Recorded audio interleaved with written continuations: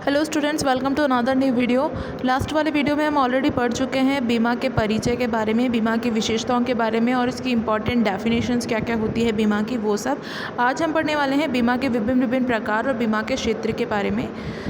Basically बीमा को हम 5 तरीके के क्षेत्रों में डिवाइड करते हैं। पहला होता है हमारा जीवन बीमा, दूसरा होता है अग्नि बीमा, तीसरा होता है हमारा समुद्र बीमा, चौथा होता है हमारा सामाजिक और लास्ट होता है हमारा विविध बीमा।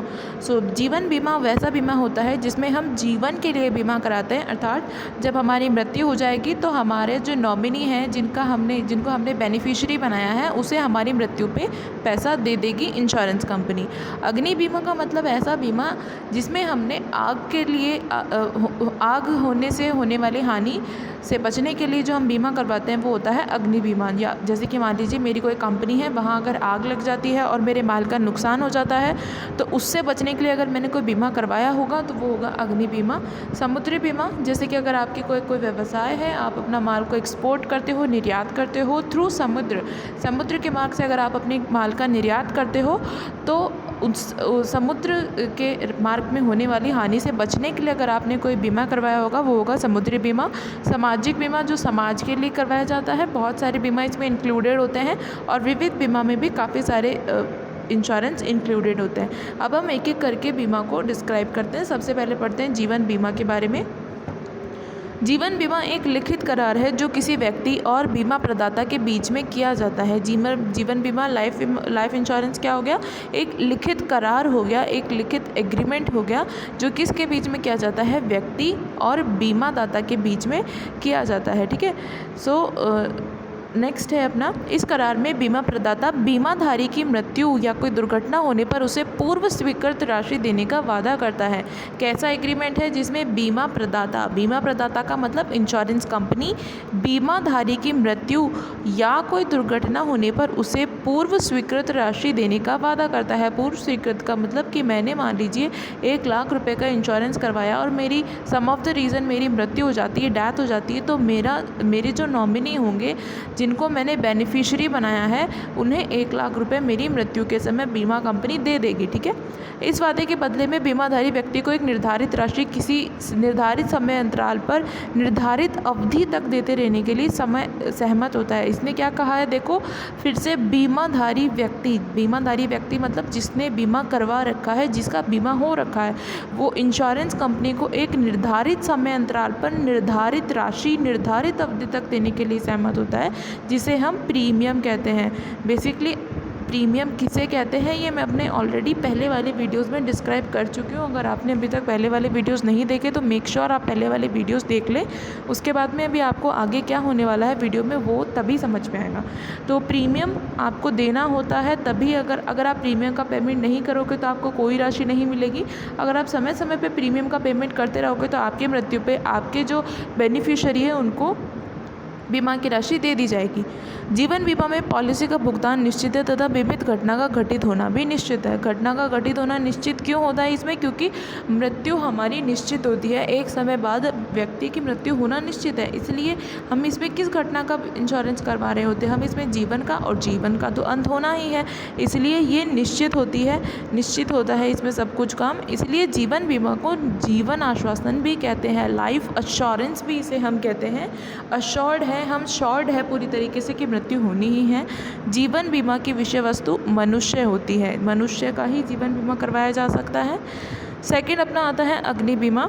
इसमें बीमाकर्ता आग से हुए नुकसान के मामले में बीमित व्यक्ति को भुगतान करने का कार्य करता है। नाम से समझ में आ जाता है किसी भी बीमा के बारे में। इसमें हम किसके बारे में बात कर रहे हैं? आग से होने वाले नुकसान से बीमित व्यक्ति को भुगतान करने का काम करता है। यह क्षतिपूर्ति का बीमा है जिसमें बीमाकर्ता द्वारा केवल वास्तविक हानि की क्षतिपूर्ति की जाती है। वास्तविक हानि का मतलब जो हमारा एक्चुअल लॉस हुआ है उसी की क्षतिपूर्ति की जाएगी, इसके अलावा किसी और चीज़ की क्षतिपूर्ति नहीं की जाएगी। ठीक है। अग्नि बीमा सामान्यतः 1 वर्ष की अवधि के लिए कराया जाता है। इसकी अवधि यहाँ निर्धारित हो चुकी है कि यहाँ ये सिर्फ 1 वर्ष के लिए ही फायर इंश्योरेंस आप करवा सकते हैं, 1 वर्ष से ज़्यादा के लिए आप नहीं करवा सकते। अगर आपको करवाना है तो फिर से आपको 1 साल बाद इसे रिन्यू करवाना पड़ेगा। थर्ड आता है अपना समुद्री बीमा।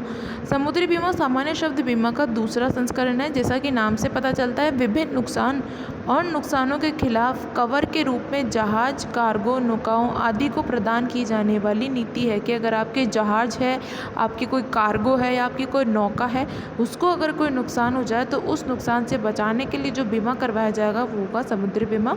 समुद्री बीमा पॉलिसी एक अनुबंध है जिसमें बीमाकर्ता समुद्र के नुकसान से होने वाली हानि, क्षति की पूर्ति कर रहा है। समुद्र से होने वाली का मतलब अगर मान लीजिए समुद्र के थ्रू अगर आप माल भेज रहे हैं, है ना, जलमार्ग के थ्रू, और बीच में ही अगर आपका माल किसी ने लूट लिया या फिर आपका माल डूब गया, बहुत तेज़ वहाँ तूफान आ जाता है और आपका माल डूब जाता है, तो उन सब चीज़ों से क्षतिपूर्ति करने के लिए समुद्री बीमा करवाया जाता है।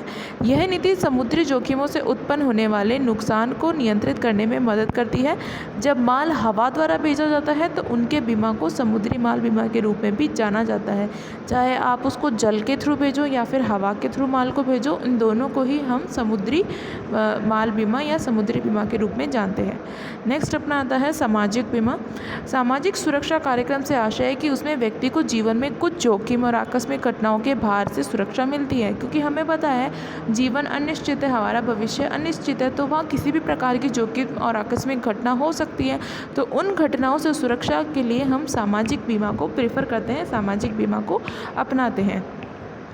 जो भार वह स्वयं वहन करने में असमर्थ होता है, सामाजिक सुरक्षा योजना के माध्यम से वह वहन कर सकता है कि ऐसी हानि, ऐसा लॉस जो हम खुद अकेले नहीं बियर कर सकते, हम अकेले नहीं वहन कर सकते, उसको हम सामाजिक बीमा के थ्रू वहन कर सकते हैं। ठीक है, तो ये सामाजिक बीमा में भी बहुत सारे बीमा इंक्लूड होते हैं। पहला होता है बीमारी बीमा। तो व्यक्तिगत दुर्घटना बीमा और बीमारी बीमा किसी व्यक्ति की मृत्यु, चोट या बीमारी की स्थिति में लाभ प्रदान करता है। समझ में आ रहा है कि अगर व्यक्ति की मृत्यु हो जाती है, जिसने बीमा ले रखा है उसकी अगर मृत्यु हो जाती है, उसे कोई चोट लग जाती है या वो बीमार हो जाता है, तो इस स्थिति में उसको लाभ प्रदान करना वो बीमारी बीमा में आएगा। सेकेंड अपना आता है मृत्यु बीमा।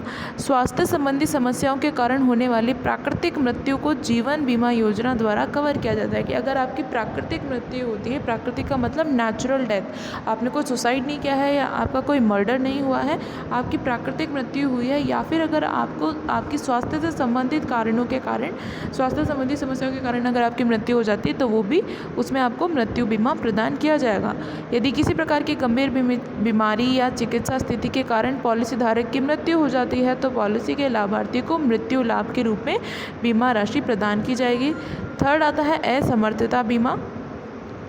इसमें कारखाने में दुर्घटना में किसी कर्मचारी के कार्य करने में पूर्णतः या आंशिक रूप से अपंग हो जाने पर क्षतिपूर्ति प्रावधान की जाती है। मान लीजिए कोई कर्मचारी है, किसी मशीन पे काम कर रहा है और मशीन में काम करते समय अगर मान लीजिए 5 में से उसकी कोई एक उंगली कट जाती है या फिर टूट जाती है तो वो क्या हो गया, अपंग हो गया।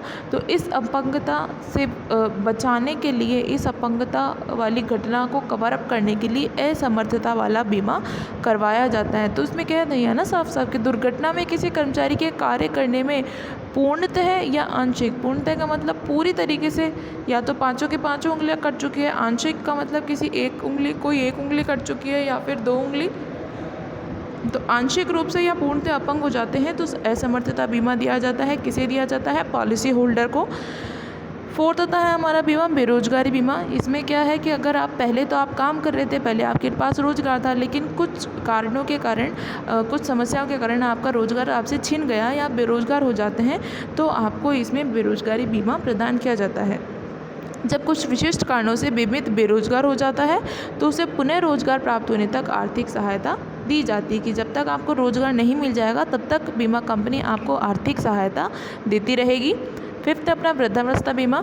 इस प्रकार के बीमा में बीमाकर्ता भी बीमित या उसके आश्रित को एक निश्चित आयु के बाद वित्तीय सहायता प्रदान की जाती है। बीमित को वृद्धावस्था में सहायता प्रदान करने की योजना है कि मेरी जब वृद्धावस्था आएगी, जब हम वृद्ध हो जाएंगे, हम बूढ़े हो जाएंगे, उस समय मुझे किसी पे डिपेंड ना होना पड़े, किसी पे निर्भर ना होना पड़े, इसके लिए वृद्धावस्था बीमा कराया जाता है।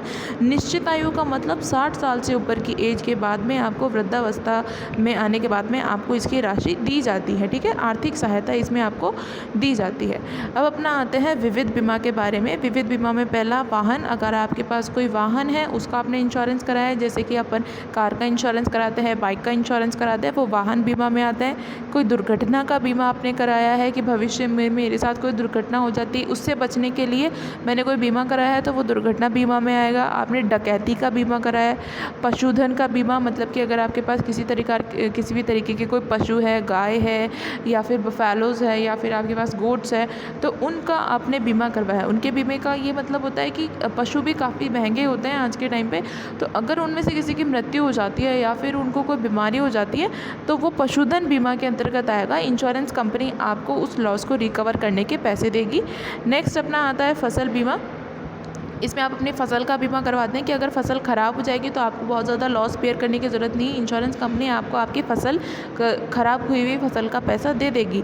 अगर आपके साथ कोई अपराध हो जाता है तो वो अपराध बीमा अगर आपने करा रखा है, आपको इंश्योरेंस कंपनी उसका पैसा देगी। और अन्य बीमा, मतलब इनके अलावा जो बचे रह गए वो अन्य बीमा में आएंगे।